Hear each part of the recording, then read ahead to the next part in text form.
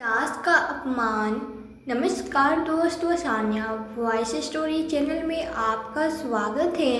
तो दोस्तों, आज की कहानी है सास का अपमान। ज्योति अपने भाई भाभी और सभी मायके वालों के सामने अपनी सास की बेइज्जती करते हुए कहती है, माँ जी, तुम्हारी औकात आईफोन को चलाने की नहीं, तुम अपने डब्बे वाले फ़ोन को ही चलाओ और मेरे फ़ोन को ऐसे घूर घूर कर क्या देख रही हो। मुझे तो लगता है कि तुमने कभी इतना महंगा फ़ोन देखा भी नहीं होगा। अपनी बहू की सारी बातें रमाकांत जी सुन लेते हैं। उनकी बहू की बातें बिल्कुल भी पसंद नहीं आती है। 50वीं सालगिरह पर रमाकांत जी अपनी पत्नी को 1 लाख का आईफोन उपहार में देते हैं तो बहू की आंखें फटी रह जाती है। आयुष अपनी पत्नी को आवाज़ देता हुआ कहता है, अरे जयोति, आज तुम गेस्ट रूम की अच्छे से सफाई कर देना। कल सुबह ही माँ पापा ट्रेन से कानपुर आ जाएंगे। कल सुबह सुबह ही उनको लेकर के आ जाऊंगा। रूम की अच्छे से साफ सफाई कर देना। उनका सारा सामान इधर ही रख दूंगा और उनकी लेटने की व्यवस्था कर दूंगा जिससे उन्हें कोई समस्या न हो। इतना कहकर अपना टिफिन उठाकर आयुष अपने ऑफिस के लिए निकल पड़ा। रसोई में खड़ी हुई ज्योति बरबराने लगी, हाँ, इनके मम्मी पापा आ रहे हैं तो मैं सेवा में लग जाऊं। मैं कोई नौकरानी नहीं हूँ क्या? यह मेरे पास कोई काम नहीं है। अरे आ रहे हैं तो आकर जाए। उस कमरे में सफाई करने की क्या ज़रूरत है, साफ तो पड़ा है और जो कुछ व्यवस्था करनी होगी अपने आप कर लेंगे। घर तो उनका भी है, मैं ही सारी व्यवस्था क्यों देखूं? मेरे घर में मेहमान बनकर आएंगे तो मैं उनको मेहमान थोड़ी ना करा पाऊंगी। अपनी बहू बेटे के घर आ रहे हैं, कुछ काम भी तो करेंगे। सारे काम मैं ही करूँगी क्या? शाम को आयुष घर आया तो देखता है कि गेस्ट रूम जैसा का तैसा पड़ा है। ज्योति ने कुछ भी नहीं किया। ज्योति, तुमने न तो गेस्ट रूम की सफाई की और न ही लेटने की व्यवस्था करी। अरे हमने नया घर खरीदा है, इतने सारे कमरे हैं, कम से कम एक कमरा तो माँ पापा के लिए तैयार कर दो। वे आकर कहाँ रहेंगे, कहाँ अपना सामान रखेंगे? और अभी 2 दिन बाद हमारे घर में फंक्शन है। ज्योति कहती है, गेस्ट रूम मैंने तो अपने मायके वालों के लिए छोड़ दिया है, उसमें मेरे मायके वाले आकर रहेंगे। तुम्हारी मम्मी पापा के लिए मैंने ऊपर वाला कमरा साफ रखा है और वैसे भी वो तो घर ही के हैं, उन्हें एक अलग से कमरे की क्या ज़रूरत है? ऊपर एक छोटा सा कमरा बना है जिसमें हमने अपना स्टोर रूम का सामान भी रखा है। जब तक फंक्शन चलेगा मम्मी पापा उसमें रह लेंगे, बाद में नीचे आकर के हमारे साथ रहेंगे। आयुष को अपनी पत्नी की बात पसंद नहीं आती है। वो ज्योति से कुछ कहने तो होता है, तब तक आयुष का फ़ोन बज उठता है, बेटा हम ट्रेन में बैठ गए हैं, कल सुबह 4 बजे हम कानपुर पहुंच जाएंगे। तुम हमें स्टेशन पे लेने के लिए आ जाना। हाँ ठीक है पापा, अब चिंता मत करो, मैं आप दोनों को लेने के लिए आ जाऊंगा। अगर थोड़ा बहुत लेट भी हो जाए तो आप स्टेशन पे उतर जाना। इतना कहकर आयुष फ़ोन को रख देता है। ऊपर वाले कमरे की आयुष खुद की सफाई कर देता है और अपनी मम्मी पापा के लेटने की व्यवस्था तो गद्दे बिछाकर अच्छे से कर देता है।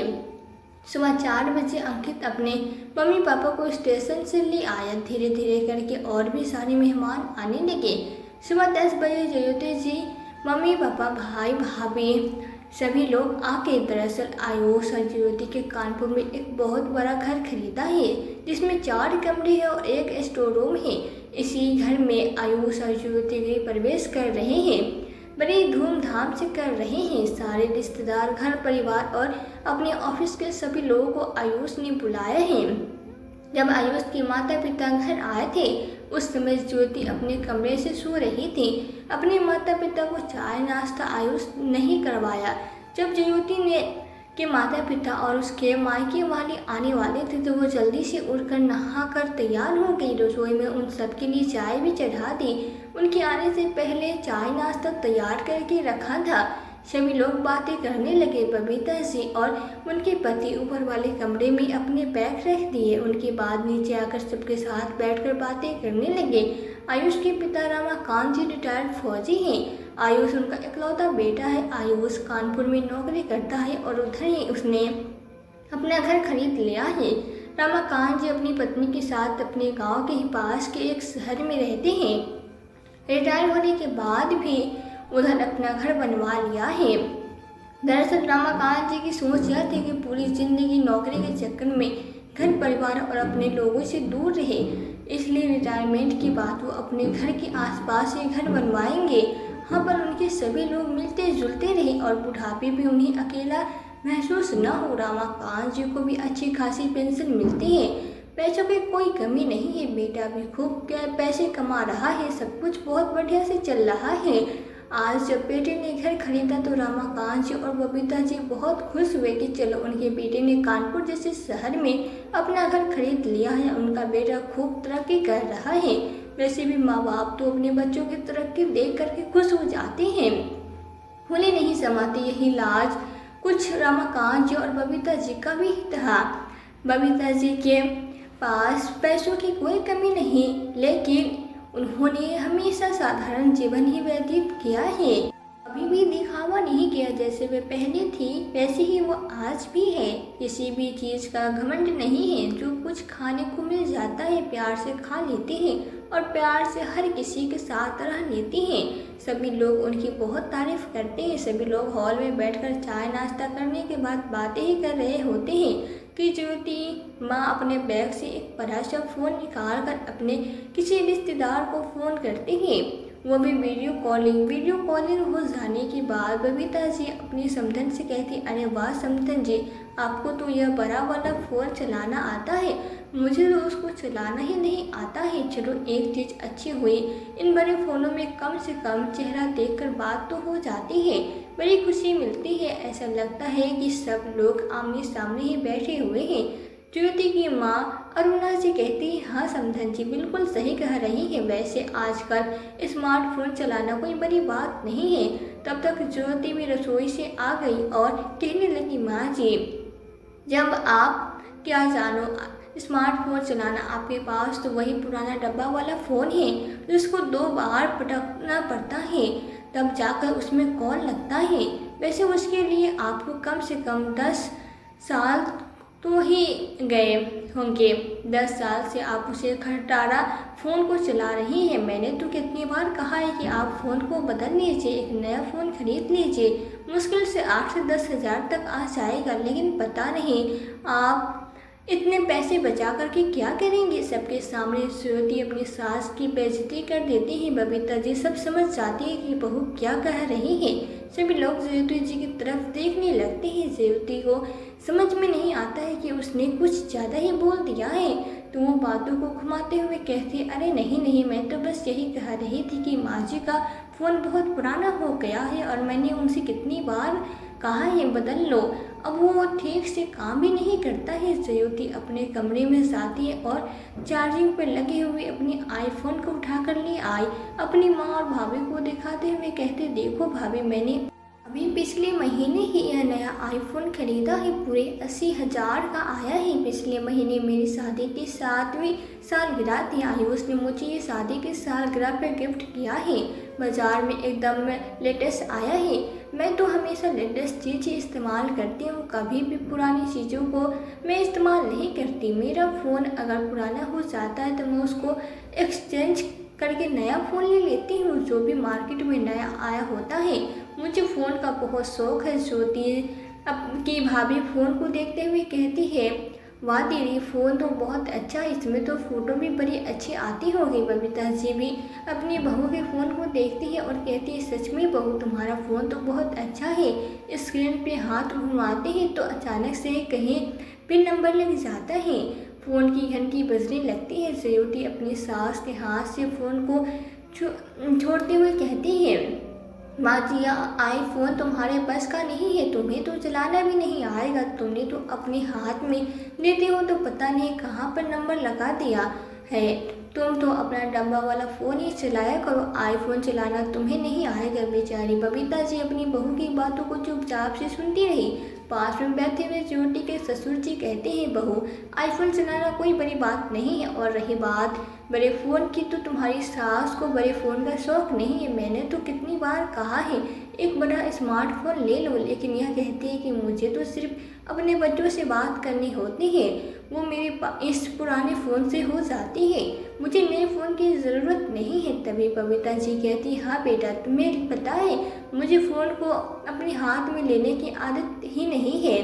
कितनी बार मैं अपना फ़ोन जगह जगह भूल जाती हूँ, कहीं रख के भी भूल जाती हूँ कि कहाँ पर मैंने अपना फ़ोन रखा है। तुम्हारे मुझे उस पर घंटी करती है, तब जाकर याद आता है कि हाँ, मेरा फ़ोन तो उधर रखा है। अगर मैं इतना बड़ा फ़ोन ले लूँ, मुझसे कहीं ना कहीं छूट ही जाएगा, तो मेरा पुराना फ़ोन ही अच्छा है। बबीता जी की बात सुनकर सब शांत हो जाते हैं। आयुष मार्केट से पूजा का बहुत सारे सामान लेकर घर में प्रवेश करता है और पूछता, अरे वाह, क्या बात हो रही है, मुझे भी तो बताओ। तुम सब लोग बड़े खुश लग रहे हो। लेकिन अपनी माँ के चेहरे की तरफ देखता है तो कहता, क्या हुआ माँ, आप इतनी शांत क्यों बैठी है, कोई बात है क्या? बबीता जी कहती है, अरे नहीं बेटा, कोई बात नहीं है, हम सब लोग इधर बातें कर रहे थे। अच्छा हुआ तुम पूजा का सामान लेकर के आ गए, दिखाओ क्या क्या लाए हो। बबीता जी का इतना कहना था कि जयवती फिर से चिढ़ते हुए बोली, क्या माँ जी, आपको क्या लगता है सारा काम आपको ही आता है? मुझे नहीं आता। मैंने 4 दिन पहले ही पंडित जी से पूजा के सामान की सारी लिस्ट बनवा ली थी। देख लो, सारा सामान आया है, एक भी कम नहीं होगा। ज्योति की माँ अपनी बेटी से कहती है, बेटा तुम अपनी सास से इस तरह से बात क्यों करती हो? आखिर वो तुम्हारी सास है, अगर उन्होंने पूछ भी लिया तो क्या हो गया? लेकिन ज्योति की आदत थी बात बात में अपनी सास को नीचा दिखाना। दूसरे दिन पूजा की तैयारी होने लगी। पंडित जी घर आके सभी लोग सुबह सुबह नहा धो लेते हैं। पूजा वाले दिन सभी लोगों का खाना भी है। आयुष ने ऑफिस के सभी लोगों को बुलाया है और आज पड़ोस के सभी लोगों का घर पर आना शुरू हो जाता है। पूजा के समय ज्योति अपनी सास से बोली, माँ जी कपड़े तो चेंज कर लो, क्या आप वही सुबह वाली साड़ी पहने रहोगी? कितने सारे लोग आने वाले हैं और आपने इतनी सिंपल से साड़ी पहनी है, कुछ ढंग की साड़ी पहननी है। ज्योति इतना कहकर रसोई में कुछ काम में बिजी हो गई। इधर बबीता जी अपनी बहू की बात मानकर ऊपर कमरे में अपने बैग से साड़ी निकालने के लिए गई, लेकिन उस कमरे में घर में काम करने वाले लोगों ने बहुत सारा सामान हटा दिया था, जिसकी वजह से उनके बैग नहीं निकल पा रहे थे। ऊपर की छत पर खाना बन रहा था, जिसकी वजह से उस कमरे में जा पाना नामुमकिन था। वो बिना साड़ी को बदले ही नीचे आ गई और बहू के कमरे में आकर बैठ गई। ज्योति की माँ ने पूछा, समधन जी, आपने साड़ी नहीं बदली? मैं साड़ी बदलने तो गई थी, लेकिन ऊपर खाना बन रहा है, जिसकी वजह से कमरे का गेट खोलना नामुमकिन है, इसलिए मैं साड़ी नहीं बदल पाई। ज्योति की माँ कहती है, कोई बात नहीं, अब ऊपर साड़ी नहीं बदल पाई तो क्या हुआ, आप अपनी बहू के घर में ही है, तो बहू की अलमारी से देख लीजिए, कोई साड़ी रखी हो तो पहन लीजिए। बबीता जी मना करती रही, नहीं नहीं, मैं बहू की अलमारी नहीं खोल रही। तभी बबीता जी की नज़र कुर्सी पे पड़ी बहू की एक हल्के से रंग की साड़ी पे पड़ गई। सिंपल सी साड़ी थी, शायद बहू उनको डेली में पहनती थी, लेकिन अच्छी लग रही थी। ज्योति की माँ कहती, अरे समधन जी, आप इस साड़ी को पहन लीजिए, आप पर बहुत अच्छी लगेगी। बहुत जिद करने के बाद बबीता जी अपनी बहू की साड़ी को पहन लेती है।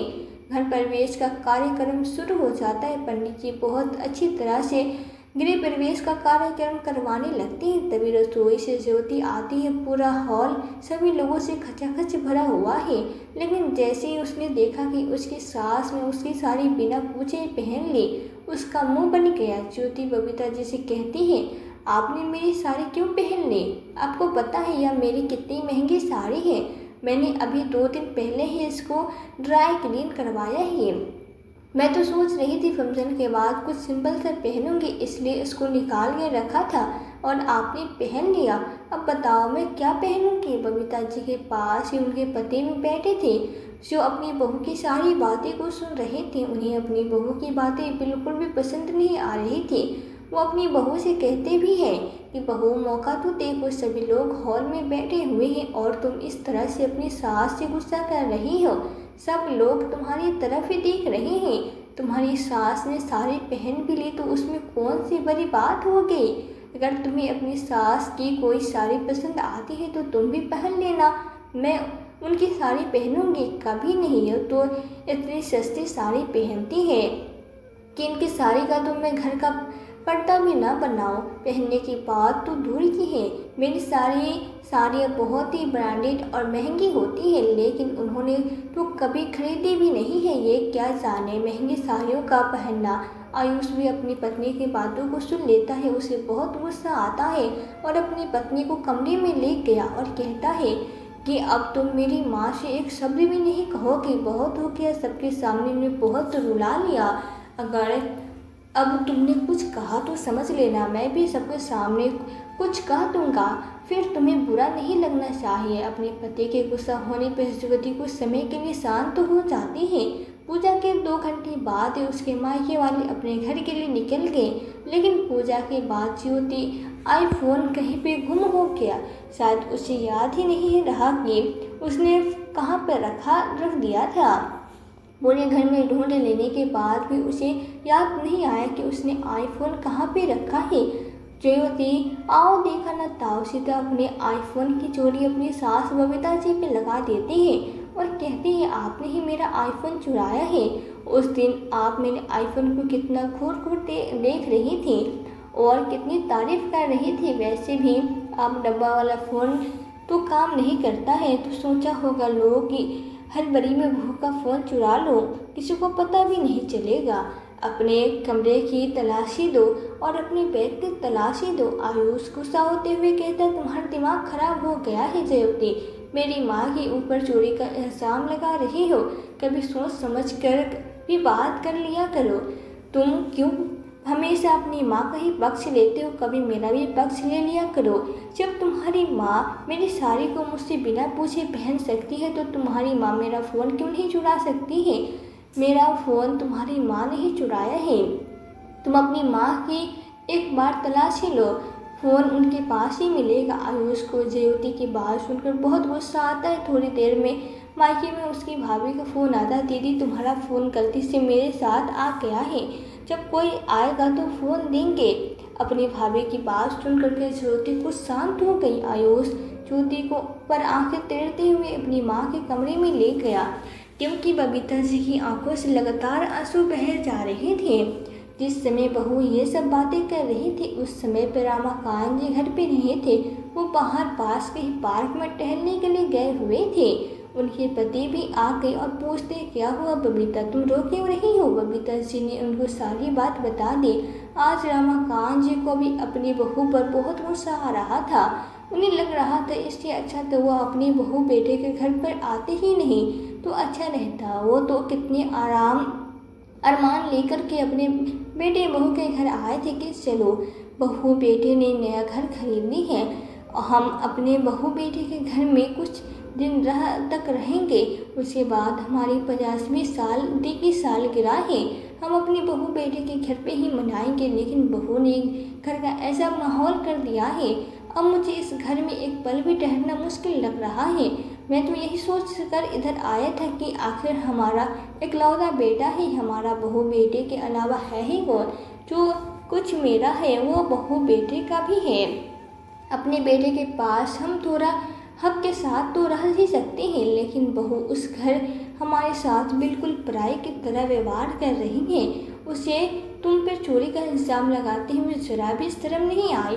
हम कल ही इस घर को चलते हैं, अब मैं एक पल भी इस घर में नहीं रहूँगा। लेकिन आयुष अपने माँ बाप की सारी बातों को सुन लेता है, उसे बहुत कष्ट होता है। उसे लग रहा था कि उसके माता पिता कितने अरमानों के साथ उसके घर आए थे, लेकिन उसकी पत्नी ने माता पिता का कितना अपमान कर दिया है। आयुष अपने माता पिता के पास जाकर रोने लगता है, उनसे माफ़ी मांगता है। माँ पापा मुझे माफ़ कर दो, मैंने आप लोगों को इधर बुलाया तो ज़रूर है, लेकिन आप लोगों को पूरा सम्मान नहीं दे पा रहा हूँ। लेकिन अब आप इधर से कहीं नहीं जाएंगे, या आपका भी घर है।